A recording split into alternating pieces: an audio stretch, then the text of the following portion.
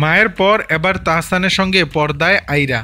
Showbiz অঙ্গনে নিয়মিত হতে চলেছে একসময়ের জনপ্রিয় তারকা দম্পতি তাহসান খান ও রাফিয়াত রশিদ মিথিলার একমাত্র কন্যা আইরা তেহরিম খান।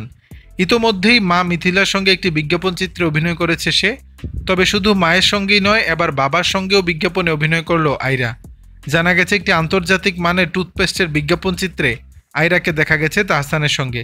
সেখানে বাবার সঙ্গে অভিনয় দক্ষতা বেশ সাবলীলভাবে ফুটিয়ে তুলেছে আইরা।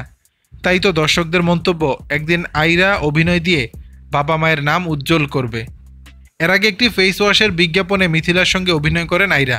সে প্রসঙ্গে মিথিলা বলেছিলেন, মেয়ের সঙ্গে প্রথম কাজ হলেও আমার জন্য বিষয়টা সহজ ছিল। তবে আইরার অনেক কষ্ট হয়েছে। ওর আগে সারাদিন শুটিং করার অভিজ্ঞতা ছিল না। আমি পাশে ছিলাম, টিমও ভীষণ সাপোর্টিভ ছিল। সব মিলিয়ে আইরা কাজটি খুব ভালোভাবে সম্পন্ন করেছে। এদিকে কলকাতার প্রসিদ্ধ নির্মাতা সৃজিত মুখার্জি আইরার পর্দায় উপস্থিতির প্রশংসা করেছেন। সেখানকার গণমাধ্যমে তিনি জানান, কোনো ছবির গল্পে উপযুক্ত চরিত্র থাকলে আইরাকে কাস্ট করবেন। দর্শক, বিষয়টি নিয়ে আপনাদের মতামত জানাবেন নিচের কমেন্ট বক্স।